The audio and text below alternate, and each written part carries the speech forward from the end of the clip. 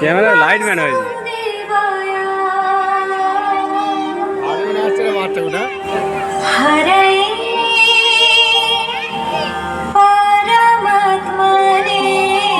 বলতে পারো পিছনে তো অসুবিধা হবে। ক্লেশ নাশায় গোবিন্দায় নমঃ নমঃ। অসুবিধা নেই।